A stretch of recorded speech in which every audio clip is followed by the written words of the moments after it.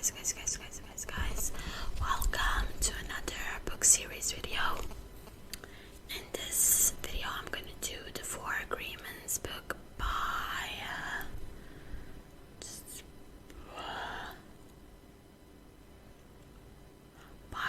Miguel Ruiz.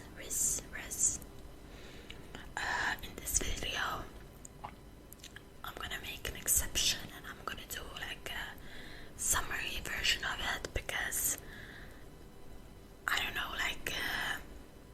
I can't do few pages of the books because the book is separated in 4 major categories that need to be covered. In other books I can read maybe at the end or the beginning that's gonna reveal the book. In this one I have to read the summary. It makes the most sense to me. So yeah, I'm gonna do that. This is also one of my favorite books. I love this book. It teaches you some of the ways to act in life, which I love. I love that spirituality, new age spirituality, sort of discipline, learning and stuff like that. So yeah. If you like this video, give it a like. If you're new, please subscribe to the channel. Your support would mean a lot to me. I'm already very, very thankful for all the support that I'll get. And yeah, let's get started. Also, if you haven't read the book and you don't want to spoil it for yourself, I have other videos if you want to watch them, other book series. So yeah, go check those out. Before we get started, let's get started now.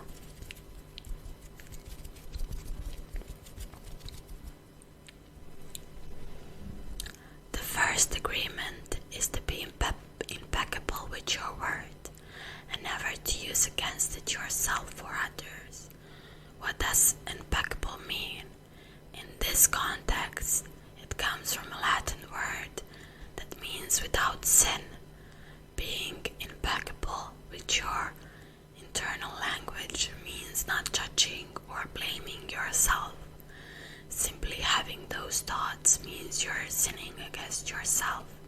You need to change this and start telling yourself how great you actually are and giving yourself some TLC. A key point that we should remember is that the words we choose to use are powerful. They can liberate and enslave you or others. How many times have you told yourself you're stupid or not good enough or something like that? Every time you do this, you're making an agreement and choosing to stick by it. Your words transform the way you think and affect the opinions of others, so choose them wisely.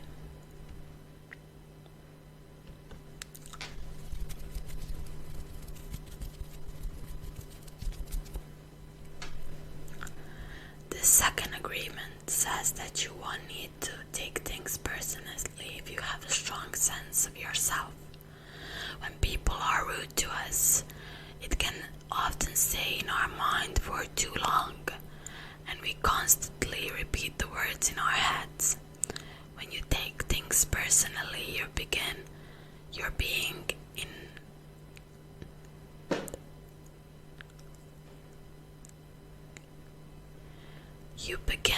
inadvertently agreeing with the slight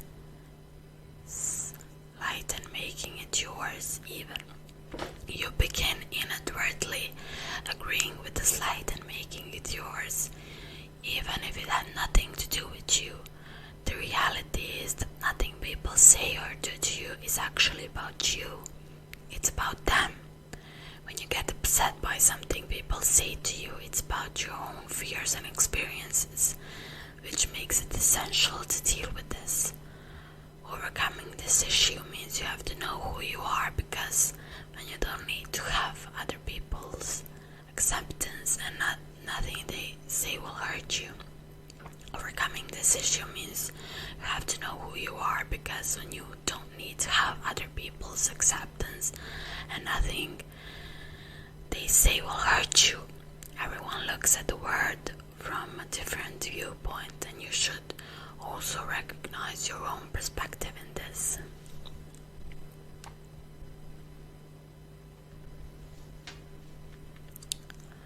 The third agreement tells us that instead of making assumptions, we should ask questions instead. We often jump to conclusions and make assumptions that we are wildly wrong. If you say hi to a friend and they don't reply, you will perhaps make the assumption that they were mad at you without any real evidence. When you have trouble understanding something, you assume you know what it means.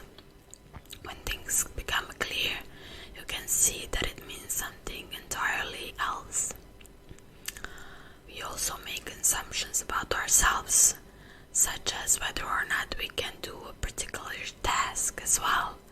We might think we can fail, and then feel bad for over-restraining our abilities. We might think we can fail, and then feel bad for overestimating our abilities. In reality, we may just have a need to ask more questions to make it a success. You'll need to replace assumptions with questions instead. This can be difficult, but it's the only way to get the answers you need. The fourth agreement shows how to put the first three into the practice. This agreement is always to do your best, even if your best constantly changes. If you were told to always do your best as a child, it was actually sound advice. Doing your best depends on the situation you're in, and it's not one size fits all thing. On certain days your best will be world beating, and on others it just be a struggle to get something positive done, but you do something.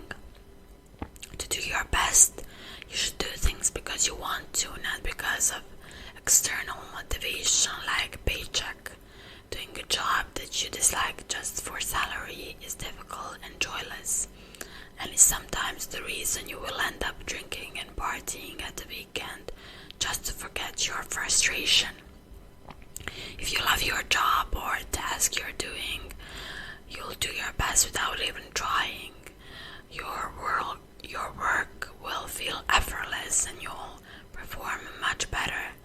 This final agreement will help you increase the power of other agreements while freeing yourself from old patterns.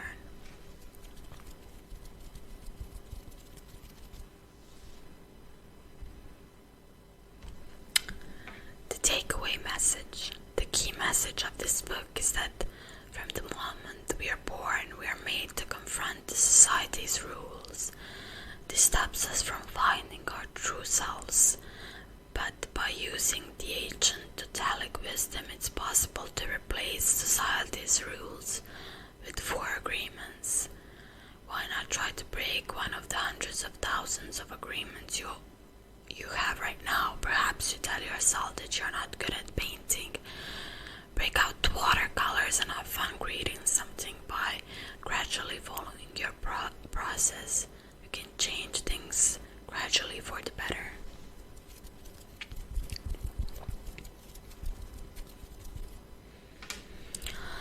Okay guys, this is the summary of the book. If you haven't already, I really recommend you to read this book. I think there's also like audio books on YouTube which you can check out if it's like easier for you to listen to it while you work out or something like that. I love this book. I hope you learned something from it as I have, and I try to use it and remember it in my everyday life. Other than that,